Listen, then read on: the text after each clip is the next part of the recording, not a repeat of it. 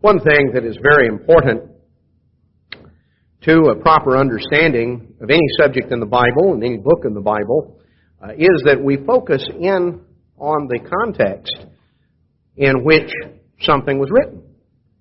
One of the important things to help us to understand the full point that is being brought out in the Scripture, it's a very important key to Bible study, is to try and understand the context in which something was written and what was actually under discussion and what the circumstances were. If a particular correction is given, we can understand the background, what was the problem that was being addressed. Those things are very helpful to us in rightly dividing the word of truth, really understanding the point that God is recording for us.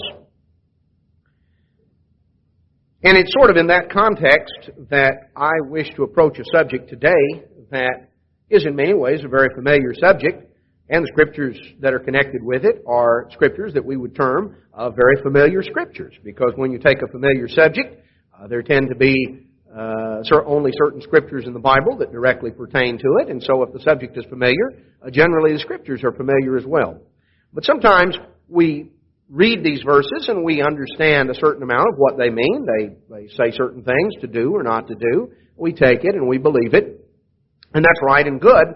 But if we dig a little deeper and sometimes understand a little more about the context in which it was written, then we can understand even more deeply the message that God has inspired to be recorded for us. And so it's in that context that I want to address this subject today, that we note. We will start out here by focusing in the book of Malachi on Malachi chapter 3 and verse 8, a familiar scripture. Will a man rob God?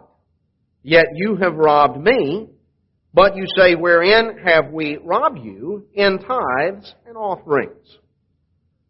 Now, we're very familiar with the subject of tithing, and there have been, over the years, if you've been in the church for a number of years, you've heard a number of sermons on the subject. You've undoubtedly read and studied about the subject for yourself in the Scriptures. You've read articles about it.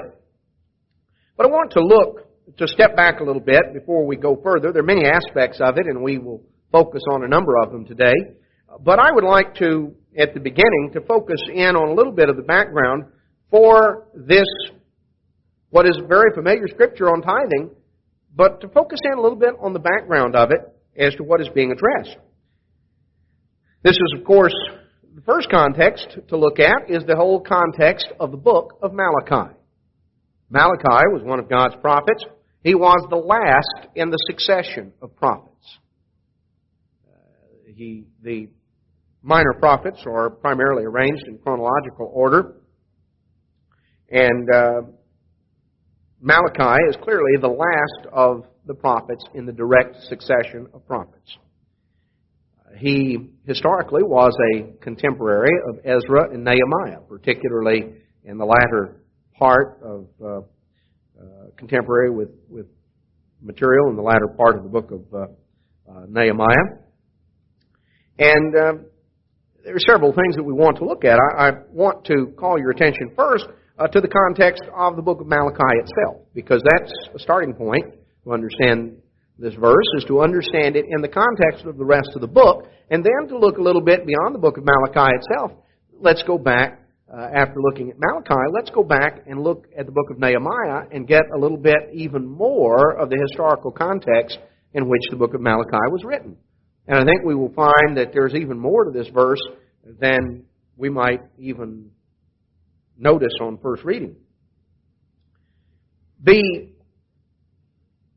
message here, as it starts out in Malachi chapter 1, is God's message, His word to Israel by Malachi.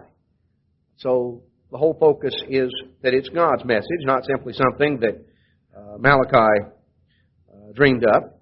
And a great deal of the message of the book of Malachi is directed at the priesthood. And Verse 6 of Malachi chapter 1, God inspired Malachi to write, "A son honors his father, and a servant his master. If then I be a father, where's my honor? If I be a master, where's my fear? Says the Eternal of hosts, unto you, O priests, that despise my name." So Malachi was a message, and a great deal of the message of Malachi focused in to the priesthood. God, through Malachi, accused the priests of despising His name. Now, how did they do that? You say, wherein have we despised your name? How do we do that? Verse 7, you offer polluted bread on my altar.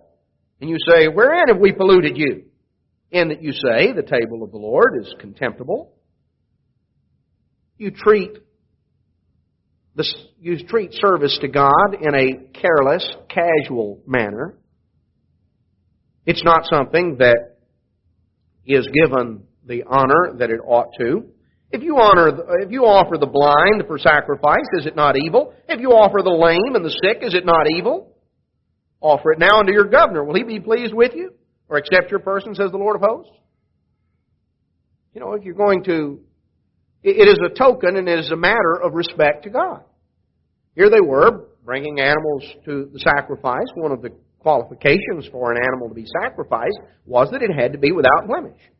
The principle is that we bring to God our best, because God is the one that we want to show honor to above all others. Malachi said, look, if you're bringing a present to the governor, bring him some old blind, lame sheep that's about to die of a heart attack, and so you decide, well, I'll sacrifice this one because he's going to die on me, and things probably so tough and stringy he wouldn't be fit to eat, so, got disease and everything else. We'll bring this one. We'll offer this as a sacrifice. Because after all, when you offer as a sacrifice something you don't want, it's really not much of a sacrifice, is it? It was sort of a way of quote, serving God without really doing anything that was going to be inconvenient. Now here were the priests who were doing that. They were culling and picking. They were giving to God the worst.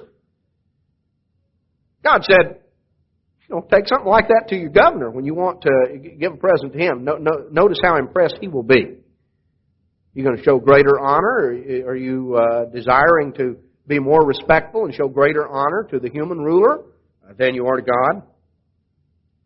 So, God goes on and indicts the priesthood for their careless, casual approach to service to God. It was really a matter of their disrespect to God because of the casual approach they took in service to Him.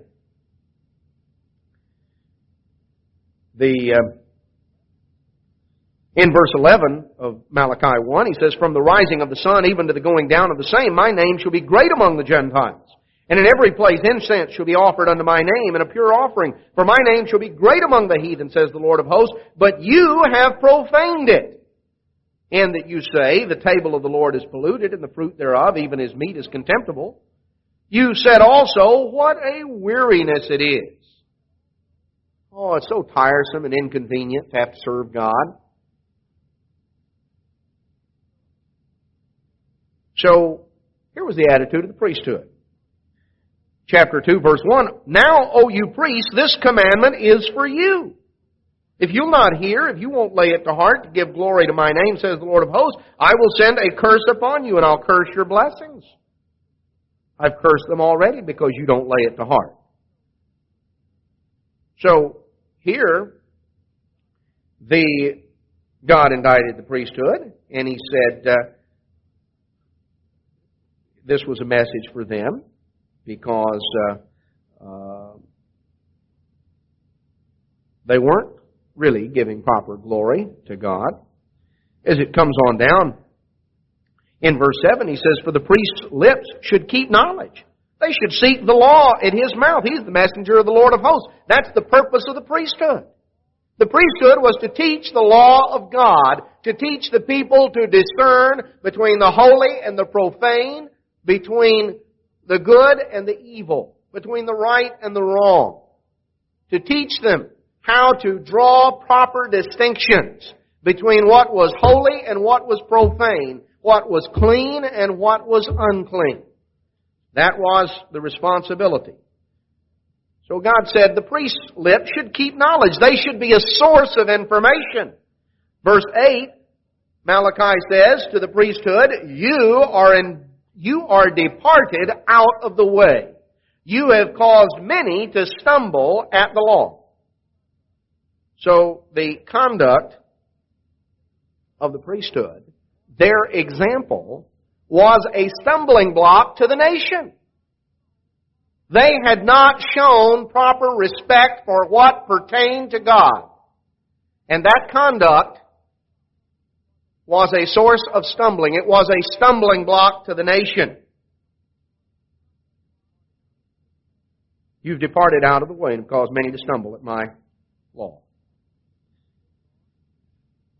He goes on and he addresses the subject of divorce and the excuses that many were looking for to do what they wish to do in the remainder of Malachi 2. In Malachi 3 verse 1 he says, behold, I'll send my messenger. He'll prepare the way before me, and the Lord whom you seek shall suddenly come to His temple, even the messenger of the covenant. Which, of course, is a prophecy of Jesus Christ, who did come to that temple.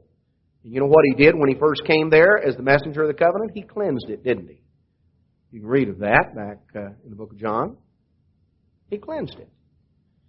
Right prior to the first Passover, right at the time of the first Passover of His ministry. He's going to come to judgment. He's going to come back. Jesus Christ came once, but He's coming back.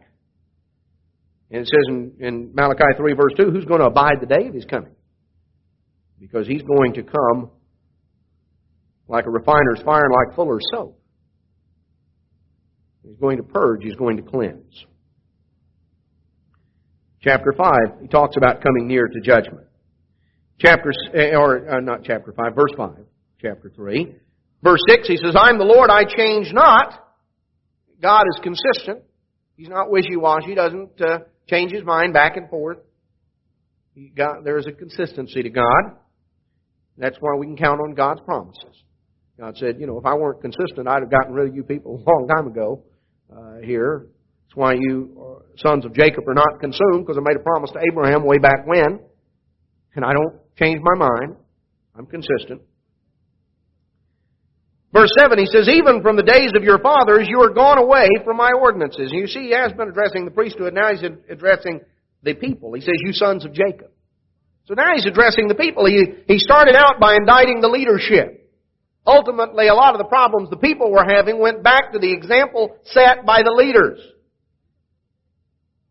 He says, even from the days of your fathers, you're gone away from my ordinances and haven't kept them. Return unto me, and I'll return unto you, says the Lord of hosts. But you said, wherein shall we return? Verse 8, will a man rob God? Yet you've robbed me. But you say, wherein have we robbed you? In tithes and offerings. You're cursed with a curse, for you've robbed me, even this whole nation. Bring you all the tithes into the storehouse, that there may be meat in my house. And prove me now herewith, says the Lord of hosts, if I will not open you the windows of heaven and pour you out a blessing, that there shall not be room enough to receive it. I'll rebuke the devourer for your sake, and he will not destroy the fruits of your ground, neither shall the vine cast her fruit before the time in the field. And all nations shall call you blessed. He goes on, he says in verse 13, your words have been stout against me, and you say, what have we said against God? Verse 14, what you've said is, it's vain to serve God. What profit is it if we've kept His ordinance? We've walked mournfully before the Lord of hosts. We call the proud happy. Those that work wickedness are set up. When God's people look with envy at what the world is getting by with, God takes a personal affront at that. To take the attitude, it's vain to serve God. What profit is it? We've done all this stuff, and look at all the problems. We walk mournfully before the Lord of hosts. Just sort of feeling sorry for ourselves because we've got to do all this old stuff. And we look at the world and we sort of stand in envy of them and say, boy, those people have it made. They don't know the truth. They get to work on the Sabbath and They don't have to pay tithes and, all this good stuff. God takes that personally. God absolutely does. And He's very, He says that this is a serious matter. And there's a distinction between those who do what they have to do with a bad attitude and those, verse 16, who really fear the eternal and who speak often and encourage and bolster one another, because God listens in on our conversations, and a book of remembrance was written before Him for them that feared the eternal and that thought upon His name. You ever think about that? A book of remembrance is being written. What's in the book of remembrance about you and about me? What does God have to remember about our conversations? Is it that we're trying to be helpful and edify one another and encourage one another and bolster one another in a positive way? Are we, in the fear of God, which means deep, reverent respect, really standing in awe of God, deeply impressed with God, more impressed with God than we are anything or anyone? We think about God, and we think about His name, which really denotes the whole realm of God's nature and His character.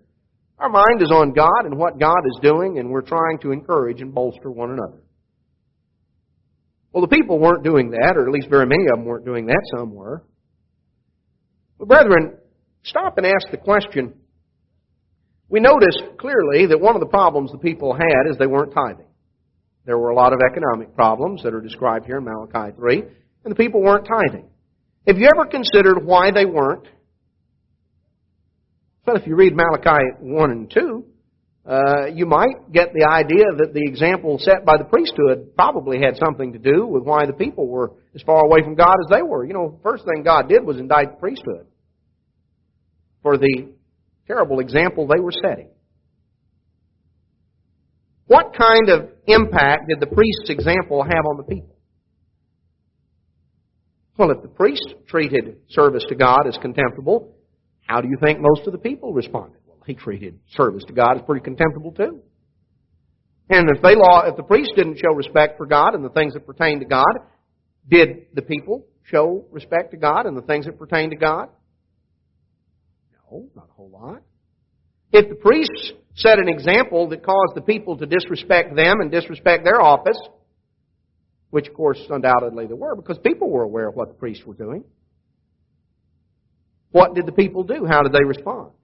Were they quick and eager to bring their tithes up to the temple? No. Their attitude was, oh, so-and-sos, they're not doing what they ought to do. Why should I bring it? Were the priests right in what they were doing? No. Is God going to bring them into account? Yes. Were the people right in the way that they responded? No. Were the people accountable for what they did, even though the priests were wrong? Yes. People were under a curse, weren't they? God didn't say, why are you robbing the priests? You see, if you don't see past man, then all these decisions are made on a human level. God said, why are you robbing me? You see, God took it personally what the people did, even though the priests were not properly administering God's law. They weren't properly teaching the people, and they were setting a lousy example. But our tendency as human beings, if we see someone and we think they're hypocritical, our normal human carnal response is to say, why, that hypocrite, he said do so and so, and he's not doing it. Well, I'm not going to do it either. You ever heard anybody say something like that? That hypocrite, why, look at him. Well, I'm not going to do that. He doesn't do it. Why should I? That's directly contrary to the advice Jesus gave. The advice Jesus gave in a situation like that is totally contrary to human nature.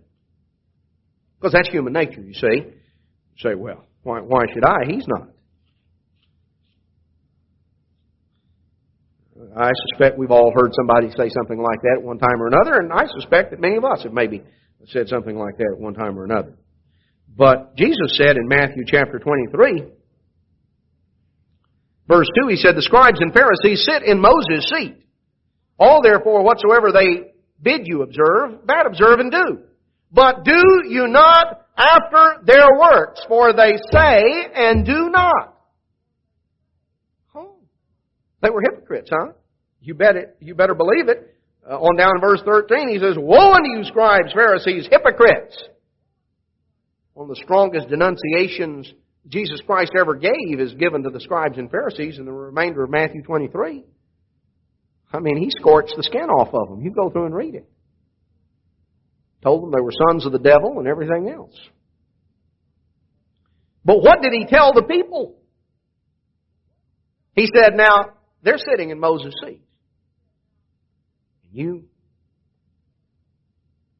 follow the things that they tell you in terms of what they bid you to observe.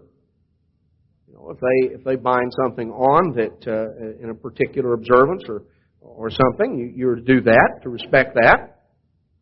But don't follow their example. Don't follow them. Because they are hypocrites. They're not practicing what they preach. Now, human nature is, well, they're not doing it. Why should I? Look at what they're doing. Why should I do this?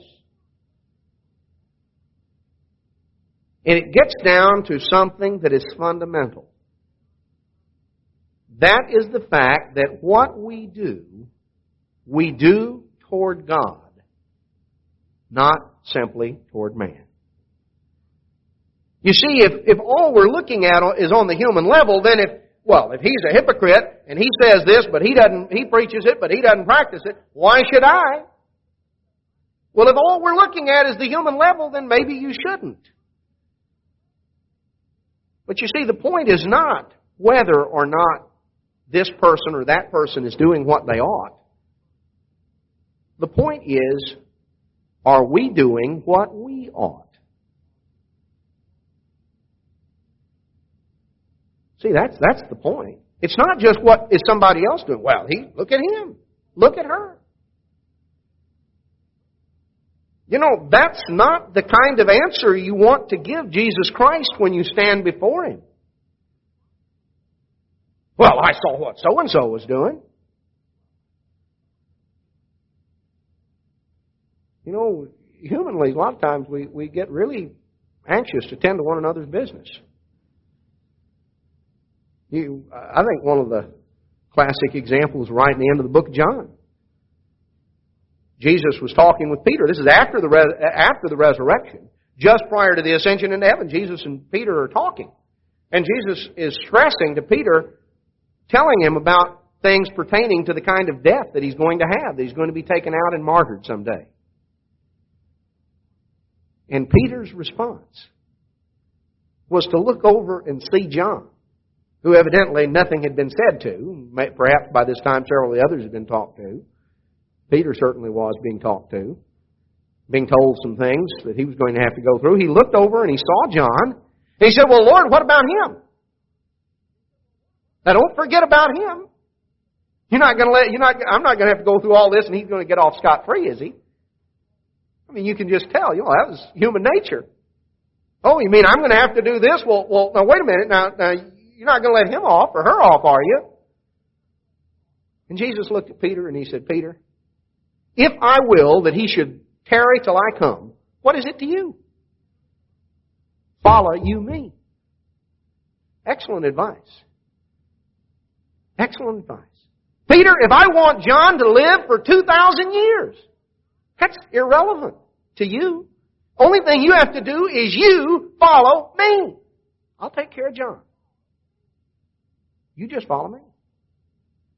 Humanly, we find that hard to do. We would like to take care of John, or at least make sure that God does, because he might have forgotten.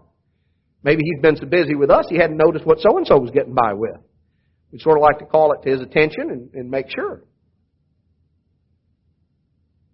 We are affected by what other people do and the example that they set. And a very important key is that our service and our obedience is to be toward God. We do what we do to serve God and to walk before our Creator. tithe to Pasadena. You don't tithe to Mr. DeCotch. You don't tithe to me. You tithe to God. Very important to understand. You see, the priesthood was indicted in the book of Malachi, but the people were too. Undoubtedly, the example of the priesthood had certainly impacted what the people were doing and why they were doing it. But you know, it still didn't God didn't take it as an excuse. They were still under a curse, weren't they? Now, let's go back to the book of let's go back to the book of Nehemiah a little bit, and let's see a little bit about some of the problems. He says, we saw that they were under a curse. You know, that's what it said in Malachi. You're under a curse. You realize how bad things had gotten?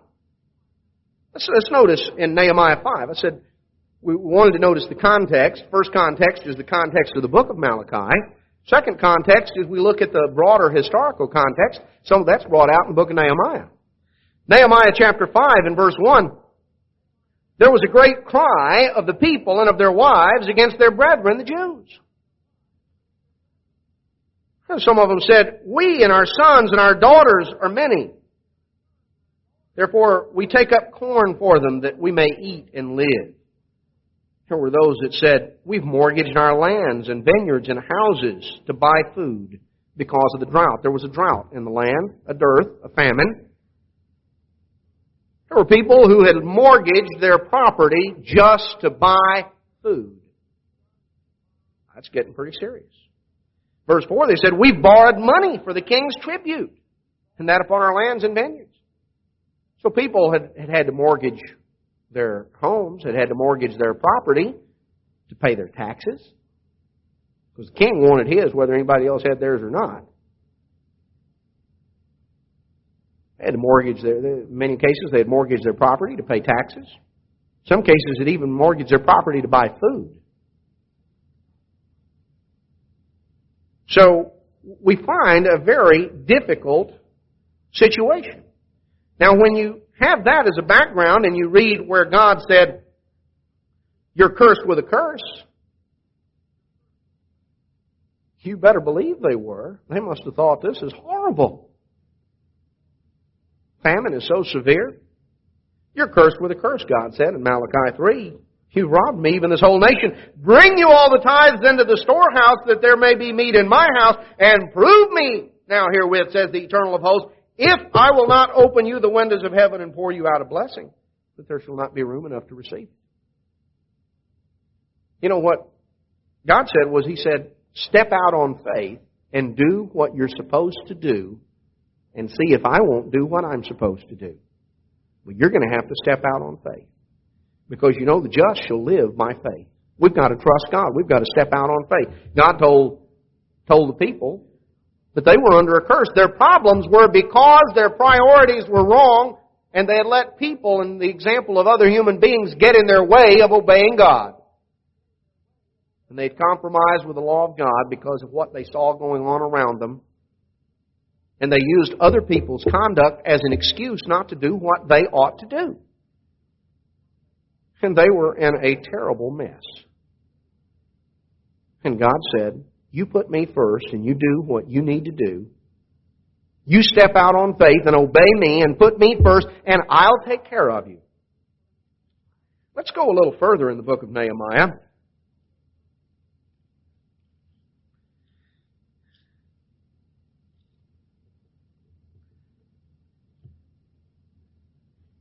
In the book of Nehemiah, let's go back to the 13th chapter of Nehemiah.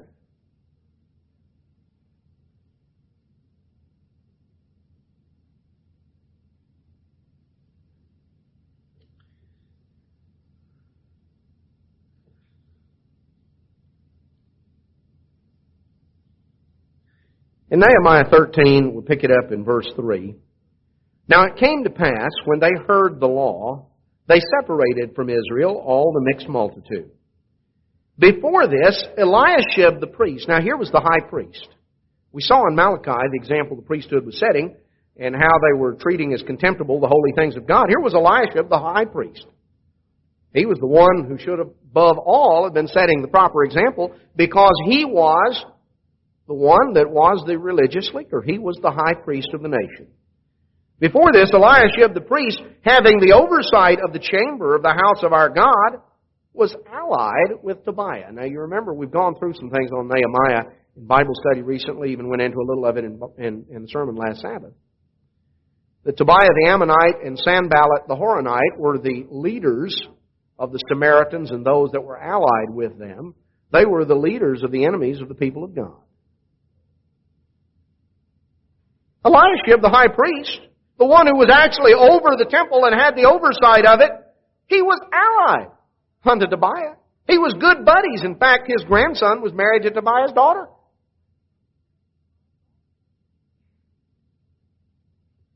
And notice what he had done in verse 5. He had prepared for Tobiah, a great chamber. Tobiah had an apartment in the temple. The very temple of God. And here was, the leader of the Samaritans. He had an apartment there, sort of a townhouse when he came to Jerusalem. It was the place where aforetime they had laid the meat offerings and the frankincense and the vessels and the tithes of the corn and of the new wine and the oil, which was commanded to be given to the Levites and the singers and the porters and the offerings of the priests. They quit using it for that and made a big apartment out of it for Tobiah to live in. Nehemiah says, and all this time was I not at Jerusalem. You better believe he wasn't, because if he'd been there, there's no way they'd have done a thing like that. But he was... For in the 32nd year of Artaxerxes, the king of Babylon, came I unto the king. He was governor for a period of time. He went back then. His term was limited, and he went back to Persia. And then after certain days, obtained I leave of the king, and I came to Jerusalem. So he went back, and he asked permission for the king to come back and serve another term, and he did. I came to Jerusalem, verse 7, and understood of the evil that Eliashib did for Tobiah in preparing him a chamber in the court of the house of God. And it grieved me sore. Therefore I cast forth all the household stuff of Tobiah out of the chamber. You can just imagine when Nehemiah came into town and somebody came up to him and said, guess what? Guess who's moved into the temple? Next thing they knew, here went couches and beds and pots and pans flying out the doors and the windows. And, if Tobiah had been around, he'd liable to gone sailing out one of them too. Nehemiah said, I cast forth all the household stuff of Tobiah out of the chamber, and I commanded, and they cleansed the chambers. I told somebody, get in here and delouse this place. Scrub it down. Then I brought again the vessels of the house of God and the meat offering and the frankincense. And I perceived that the portions of the Levites had not been given to them. For the Levites and the singers that did the work were fled, every one to his field. So things were sort of falling apart. They were looking out, Levites were looking out for themselves. They'd gone and found jobs and done other things. They weren't around to take care of things. Nehemiah came in and he cleaned house. In some ways what Nehemiah did was merely a type of what Jesus Christ did when he came as the messenger of the covenant. He chased the money changers out of the temple, remember? Because God's house was polluted. But you see, the people's response to that was to lose respect and to disobey God, because that's really who they were disobeying. When the people didn't show respect to the holy things of God by doing with it what they should. So, verse 11, I contended with the rulers, and I said, why is the house of God forsaken? And I gathered them together and set them in their place. Then brought all Judah the tithe of the corn and the new wine and the oil unto the treasuries. He appointed a treasurer. Individuals in the end of verse 13 who were counted faithful, and their office was to distribute unto their brethren. Then we go on into the matter where he straightened them out about Sabbath observance and about all the intermarriage that had taken place and other matters that are brought out here in the rest of Nehemiah 13. But if you're going to read and understand Malachi, you have to take it in conjunction with the book of Nehemiah, because Malachi was a contemporary. He was a prophet. at the time that Nehemiah was the civil governor. Ezra was a priest and a teacher, a scribe of the law. Malachi was a prophet of God. And Nehemiah was a civil governor. So what we find are some important things to understand. We certainly see the impact of example, and we see that these are matters that God takes seriously. But we also see the importance of respecting what pertains to God. Because you see, the tithe is not something that belongs to the priesthood. It's not something that belongs to the ministry. It's something that belongs to God. It's not something that had its origin with the law of Moses, as some might think. We find that tithing was known and understood way back from the beginning. In Genesis chapter 14, we read the story of Abraham and the confrontation as this alliance of kings had come in and had conquered Sodom and taken many people captivity, including Lot and his family. Abraham put together an entourage and went out and recovered all of this. And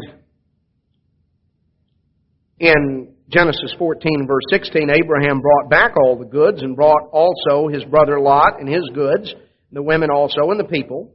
And the king of Sodom went out to meet him after his return from the slaughter of Chedorlaomer and of the kings that were with him in the valley of Shaveh, which is the king's dale.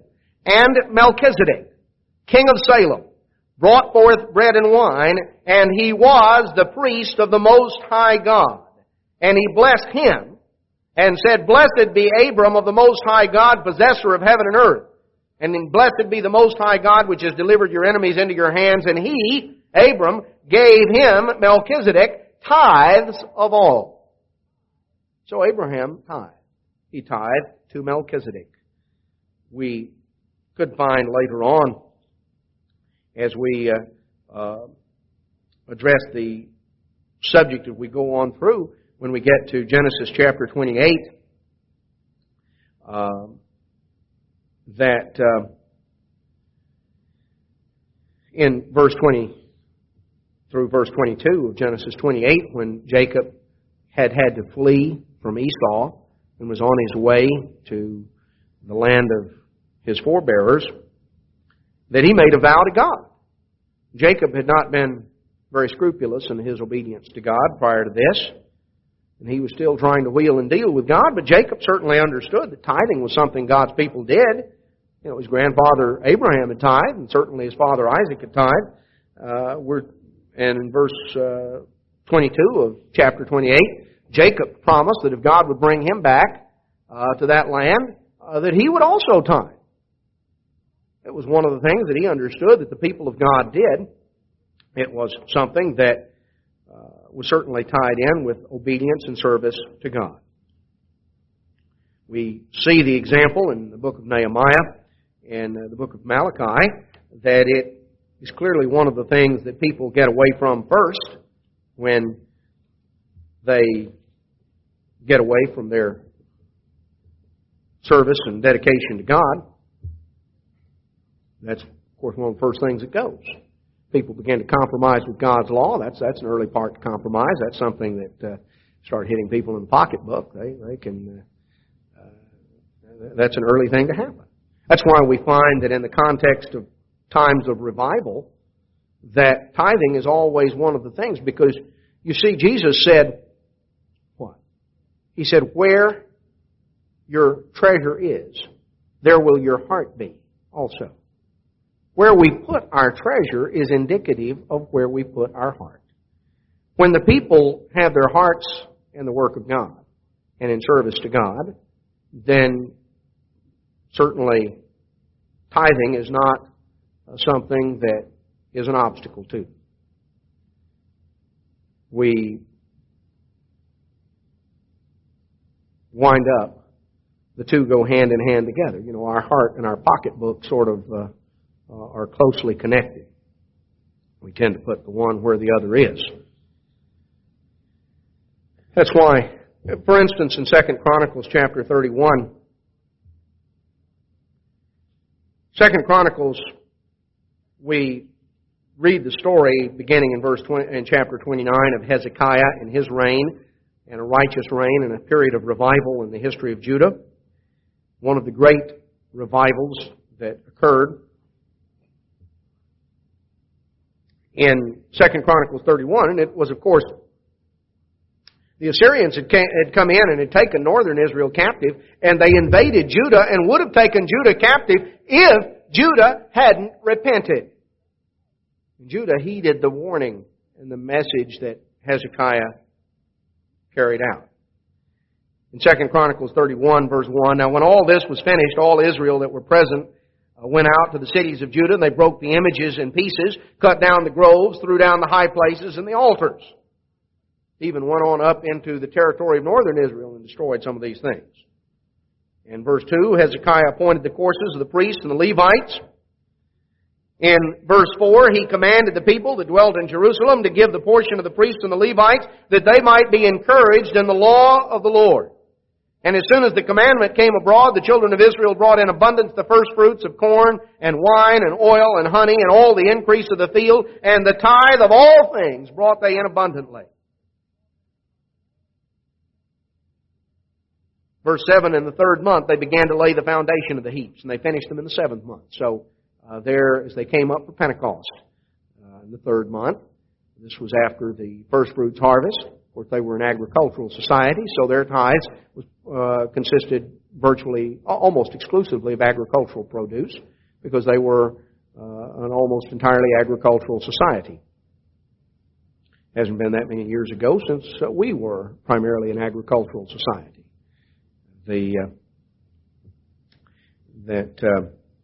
But of course, that's no longer the case for most of us anyway. But they were, and beginning there at the time of Pentecost, they began to lay the foundation of the heaps, and by the time of the Feast of Tabernacles, when the great harvest was completed, the great ingathering was completed, well, they had completely done so. So through the agricultural season, they began bringing up and laying up by heaps. And it was an abundance. And verse 20, we're told, thus did Hezekiah throughout all Judah wrought that which was good and right and the truth before the eternal is God. In every work that he began in the service of the house of God and in the law and in the commandments to seek his God, he did it with all his heart, and he prospered. And the people responded, and they prospered, and they were blessed. And the nation was spared the destruction of Assyrian captivity by the direct intervention and miracle of God here as recorded in 2 Chronicles chapter 32. And two miracles occurred. Hezekiah's miraculous healing and the miraculous intervention of God to destroy the Assyrian army, which culminated at the time of the Passover in 701 BC. So God intervened in behalf of His people, and He fought their battles because they turned to Him. And one of the ways that they showed their return to Him was in respecting what pertained to God. So that gives us a little bit of a background and a perspective on the subject of tithing, that it is to be addressed in the context of that which pertains to God. Now let's look a little bit. In Numbers chapter 18, in verse 21, we saw in Genesis 14 that Abraham tithed. He tithed to Melchizedek. Now we're going to understand that a little more in just a moment.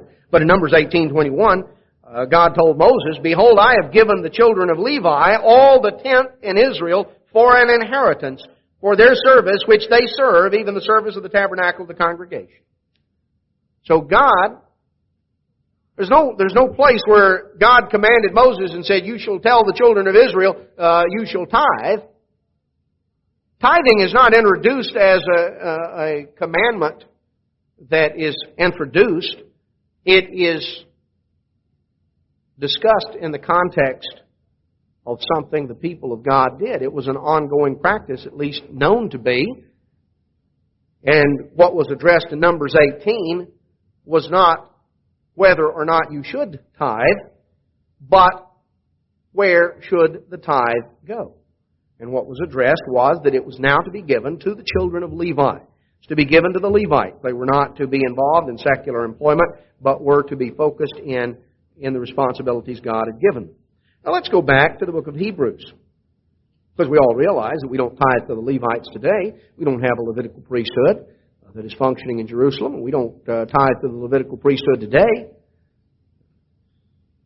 Why not? Well, in Hebrews chapter 7, let's notice. In Hebrews chapter 6, verse 20, we'll pick it up. Hebrews 6:20, it says, "Whither the forerunner is for us entered, even Jesus, made a high priest forever after the order of Melchizedek." Now we saw this mysterious fellow, Melchizedek, introduced in Genesis 14. It's where he's mentioned in the book of Genesis. Only place he's mentioned in Genesis. We're not told anything else about him other than that he was the king of Salem, came out to receive the tithes that Abraham brought. Here in Hebrews 6 verse 20, we're told that Jesus Christ was made a high priest forever after the order of Melchizedek. Chapter 7 verse 1, "For this Melchizedek, king of Salem, priest of the Most High God, who met Abraham returning from the slaughter of the kings and blessed him, to whom also Abraham gave a tenth part of all, first being, by interpretation, king of righteousness." That's what Melchizedek means. Melech is the Hebrew. Verse 3, "Without father, without mother, without descent, having neither beginning of days nor end of life, but made like unto the Son of God, abides a priest continually." Oh, so when we're talking about Melchizedek, we're not talking about just some ordinary human being.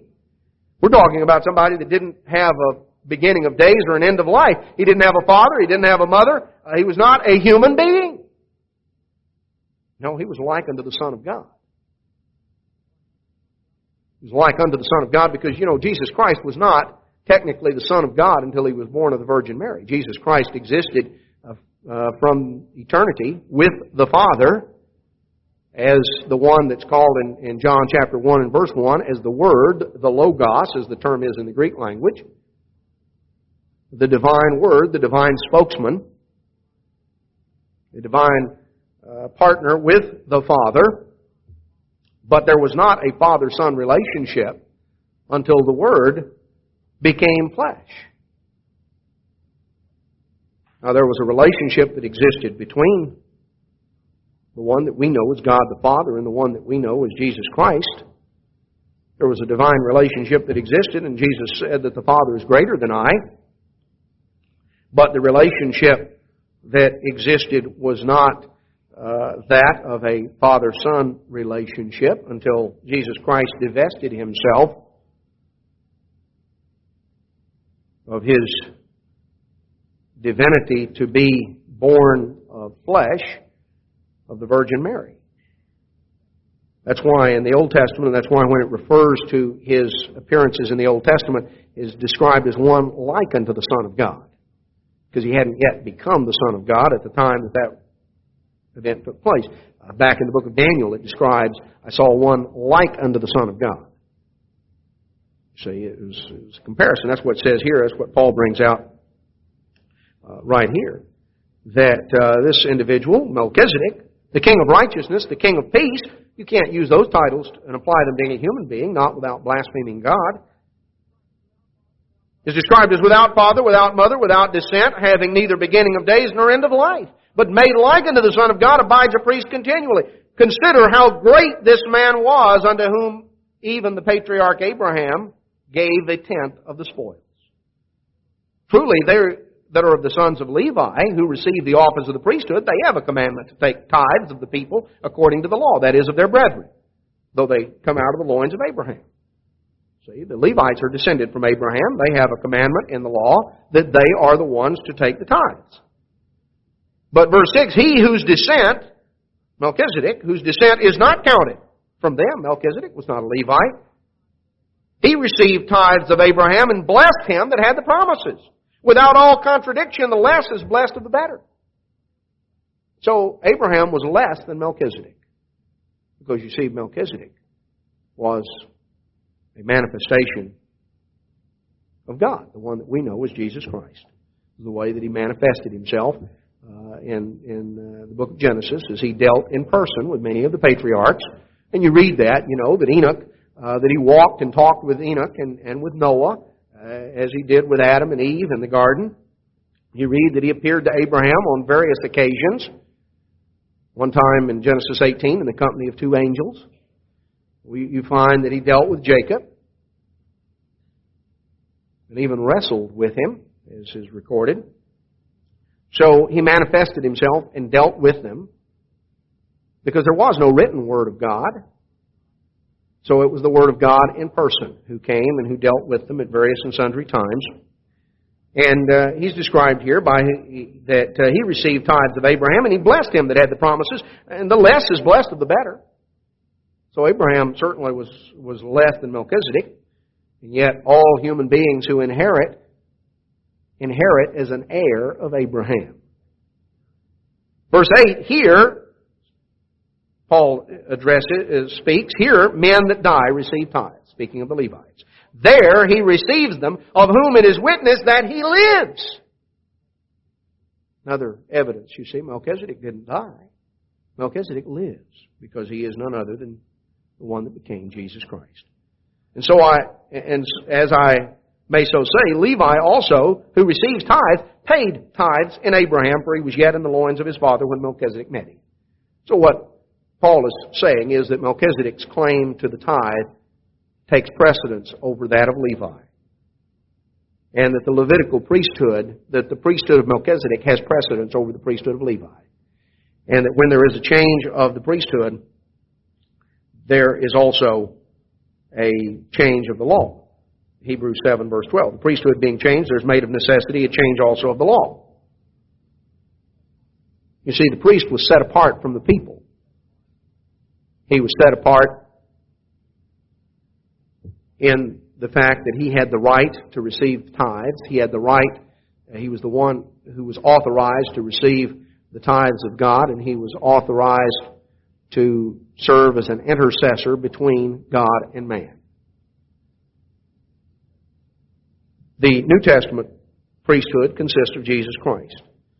Verse 24, this man, because he continues ever, has an unchangeable priesthood. Wherefore, he is able also to save them to the uttermost that come unto God by him, seeing he ever lives to make intercession for them. Jesus Christ lives to make intercession for us. He's the one who has the authority and who receives the tithe, and He is the one who makes intercession for us. Now, Jesus Christ doesn't come and appear before each of us personally. We can literally and personally hand the tithe to Him.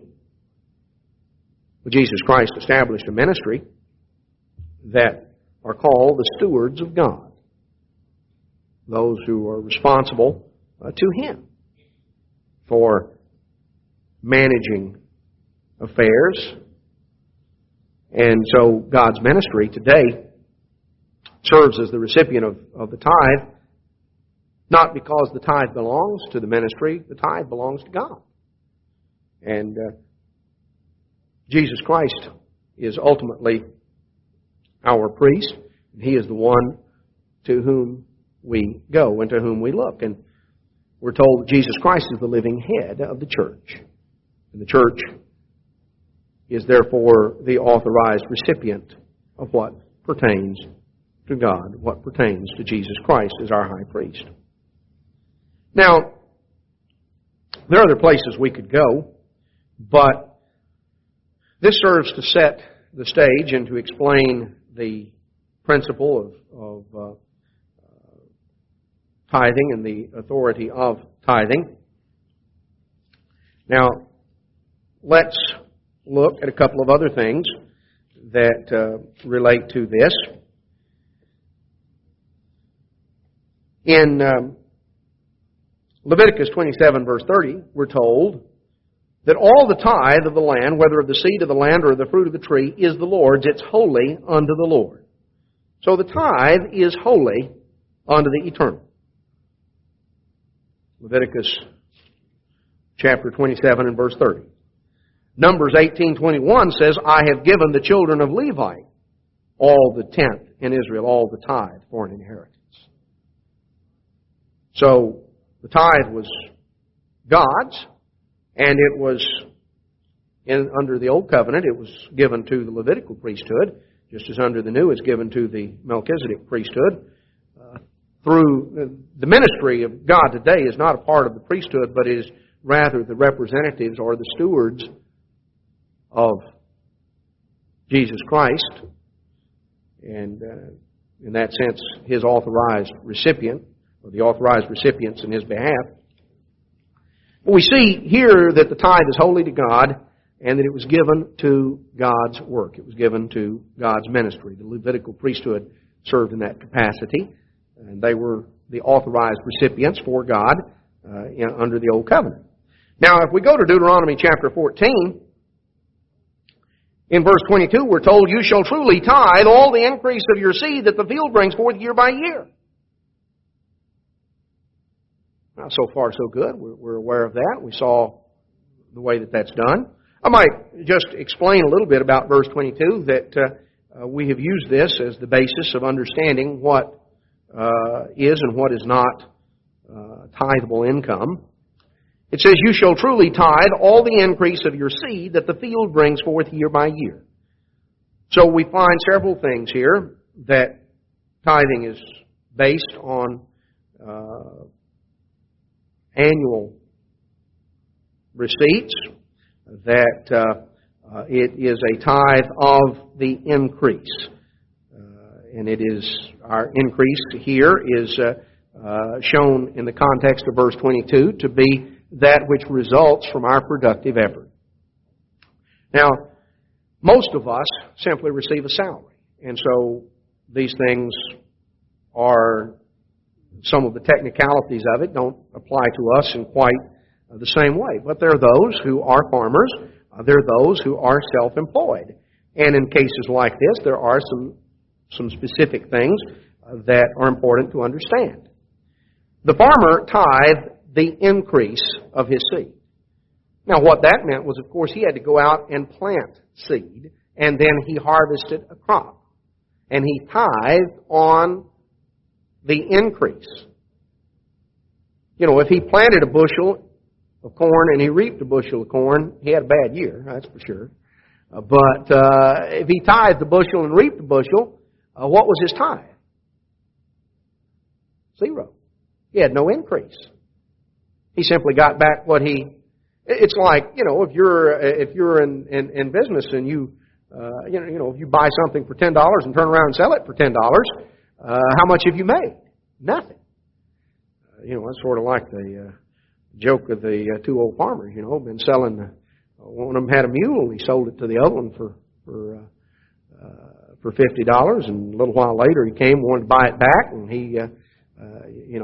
Guy sold it back to him for $50, and they went back and forth on this 2 or 3 times. And finally, guy originally sold the mule came. He wanted to get the mule back, and the other farmer said, "Well, I don't have it. I've already sold him to somebody else."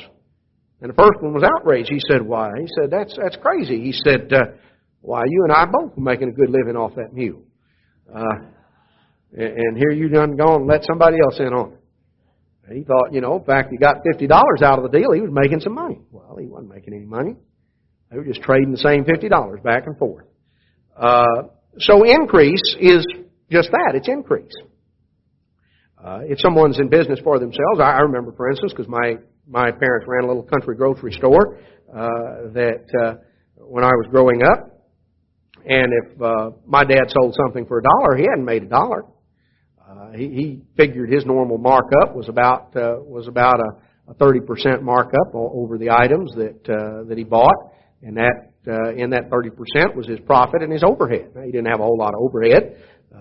It was just a typical old country store, and we burned wood in the heater during the winter, so the fuel bill wasn't real high. Go out and chop down a tree or two, and a little bit of electricity cost, and so there wasn't just a gigantic amount of overhead, but that was what his living came out of. If he sold something for $1, he hadn't made $1. He hadn't increased by $1. He'd spent a good 70 cents on purchasing the item from the wholesaler to begin with.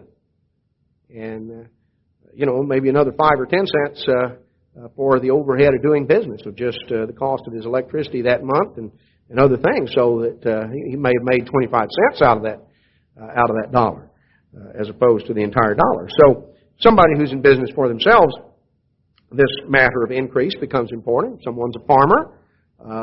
Someone is self-employed that way, that there's an increase. If you buy something for one price and you sell it for another, your increase is the profit. That becomes the case. Now, in the case of most of us who are simply who receive a salary, we work for someone else and we receive a salary, then that salary is our increase. And sometimes the question comes up, well, what about it? Because a lot of times there's a significant difference between our salary in the sense of our gross salary and our net, which is what is the bottom line of the paycheck. But if we step back and we look at it a little bit, we find out this really isn't much of a question either, because if we step back and look at it, the reason there is a difference in most cases between our gross and our net is really a convenience to us, and in most cases it's a convenience to a creditor and or a convenience to the government. Because what's normally held out? Well, generally taxes are held out. If you're self-employed, you pay them yourself, in quarterly installments. You have to sit down and come up with that cash at the end of the quarter, and you pay that in. But if you're working for somebody, they just hold it out. Now, you could conceivably, you could have to come up and cough up the money yourself, but it's more convenient to you. Plus, the government gets to use your money without paying you any interest on it throughout the year. A lot of cases, insurance people maybe have insurance payments that are through their employer, and it's just automatically held out. That's convenience to you, convenience to the employer. Sometimes people will finance something through the credit union where they work. Maybe finance an automobile or something, or maybe even just have savings automatically held out and put in the credit union. And that's just a convenience. It's money you earn. You could be given the whole thing in cash and have to turn around and pay some of that out. The fact that you don't see it is just a matter of a convenience. It makes it easier all the way around, but it's nevertheless your increase, because if you're going to treat the income tax that's held out differently, then what about the sales tax you pay anytime you go in and buy something? What about the property tax you pay when you get an assessment on that? It's just a matter that it's just a matter of when it's collected and how it's collected. But it's just part of the cost of living. The cost of living isn't something that comes off of increase. Increase is figured from the cost of doing business, the cost of actually producing what is yielded. All of the other things, our food, our clothing, our shelter, our taxes, our transportation, all the ins and outs of things, those are just the cost of living. It says you tithe the increase of your seed, referring, of course, again, productive effort is involved. The fact that in the case of seed, that you have to go out and sow the seed, you are engaged in productive effort to yield that increase. So increase is the result of, defined here, is the result of productive effort. And from that, we've understood that somebody gives you a gift. That's not technically something that's tithable, because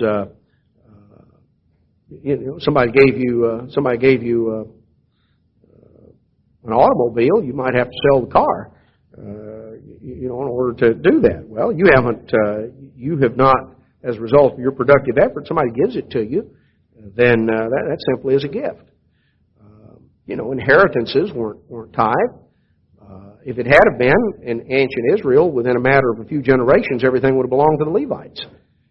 If you'd tithed on inheritances, you wouldn't have had to go through very many generations till nobody else would have had anything, because it would keep taking 10% every time it changed hands from one generation to the next. Well, that wasn't the case. It was what was yielded on a year-by-year basis. Now, year by year would pertain to farmers and people who are self-employed, because you don't know how much you've made until you settle it up at the end of the year. You know, if you're in business, you know, you may sell something and get a large amount in today, and then next week you may have a large amount of disbursement going out. The bill for what you sold may come due, and you have to write the check out. So you've got to figure it out, just the same as you do your taxes.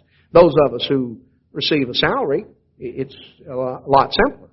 But sometimes, you know, in some cases, farmers may receive their entire income in one or two increments in the entire year. They only have, depending on when they sell their crop, if they have other sources. You know, income that's derived from investments is income that is increased. It's the result of productive effort. You've invested, whether it's money in the bank or in some other sort of investment. You're receiving an increase back. Somebody is putting forth productive effort in your behalf, and you're reaping an increase from that. No different than if you let out your 40 acres to be farmed by someone else, and then they gave you a portion of the increase. That's the same principle as if you put money in the bank.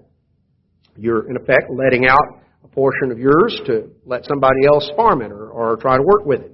And they're giving you a portion of the increase and keeping part of it for themselves.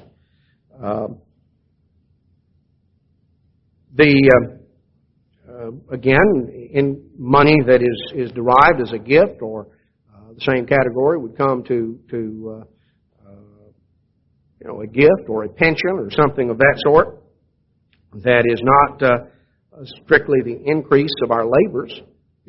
Doesn't represent the increase of our seed. It represents something that we are being given, but not something that we are earning on a year-by-year basis. So, from Deuteronomy 14:22, we derive several principles of tithing that help us in administering the principle of tithing in God's church today. Because we're not an agricultural society, at least not in most nations in the Western world, and as a result, we have to take these principles and apply them. Now, when we go on down in verse 23, it says, "You shall eat before the eternal your God in the place which He shall choose to place His name there, the tithe of your corn, of your wine, of your oil, and the firstlings of your herds and your flocks, that you may learn to fear the eternal your God always." Now, wait a minute. Here it says you're to eat a tithe. Yet, we saw earlier the tithe went to the Levites. Well, what's being addressed in verse 23 is clearly a different tithe. It's a tithe that is eaten or consumed before God in the place that God has appointed. It's not the tithe that is given to the Levites, but it's the tithe that the individual consumes at the point that God has chosen that we may learn to fear God. That's why we use the term second tithe, because it's the second one mentioned in the Bible. It's a tithe that the individual saves and consumes at the festival. Verse 24, "If the way is too long for you, so you're not able to carry it, the place is too far, God has chosen, turn it into money," verse 25, "and take that and spend it." Again, they were an agricultural society, but, even in an agricultural society, if you live a good ways from Jerusalem to haul all this wheat and these animals and everything, try to transport them all down there alive or in bulk, that'd be a little bit difficult. That'd be a rather formidable task. And so God said, simple enough. You just sell that. You dispose of it for money. And the money you receive, that is your tithe, and you take that, go down there. That's a lot easier to transport. You get there and you spend it. Most of us that's the way we receive our income anyway. Some few who are farmers, if you're a rice farmer, you don't have to save out 10% of your crop, truck it to the feast, and, live on rice for 8 days. That'd be, that's not necessary. You can take that 10%, you sell it, you take the money, and you can buy some rice, but you might also buy some chicken or some steak or something else to go along with it. You can get a lot of other things to go with it. And so we find that there is a second tithe that is mentioned in the Bible. This is a tithe that the individual consumes. The individual and his family. It's bestowed, verse 26, for whatever you desire. in the context of observing God's festivals. We appear before God in the place that He's chosen. We don't just go spend it wherever we want, for whatever we want, but it's something that is spent in the context of observing the festivals of God. It is to enable us to appear before God where He's chosen and rejoice before Him with our household. That's what it says in the end of verse 26. You shall rejoice, you and your household. How do you do that? Well, God said, you set aside a second tithe of your income. This is not something that goes into the church, to the ministry, to the Levitical priesthood, whatever administration it was. This is something you retain and you utilize it. And then he goes on to show that the Levites that are within your gates are not to be forsaken. They have no part or inheritance. The Levitical priesthood did not receive an increase of their fields in that way. And they partook of the second tithe of the nation at the festivals, and they were to be remembered in that context. Today, when the administration of the feast, that's why it's been our custom for many years in the church to ask that people make an offering prior to the feast, to make an offering of about 10% of their second tithe for the purpose of renting the feast facilities and providing for all of the feast-related expenses that the church as a whole encounters. Because, we have to meet in a facility and we have to all sorts of expenses that are involved in that. And so we meet that out of collective gifts that are made by individuals from their own festival tithe, which they save for themselves and to appear before God. Then in verse 28, they were told, at the end of 3 years, you're to bring forth all the tithe of your increase that year and lay it up within your gates. And the Levite, because he has no part or inheritance, the stranger, the fatherless, the widow that are within your gates shall come and eat and be satisfied, that the eternal your God may bless you in the work of your hand, which you do. And continuing on, chapter 15, verse 1, at the end of every 7 years, you'll make a release. So Israel was set up on a 7-year cycle, and every third year during that 7-year cycle, which meant the third and the 6th years of that 7-year cycle, there was another tithe, a tithe that was laid up there and was administered out. It was mentions the Levites, because these were Levites who were no longer who were over the age of being involved in the temple ministry. There was a retirement age set for the Levites, after which they no longer ministered in the temple, and so they received the equivalent of a retirement fund, because they had no part nor inheritance. They weren't given land to own and to provide for themselves. So they received their, it was like a retirement fund for the Levites.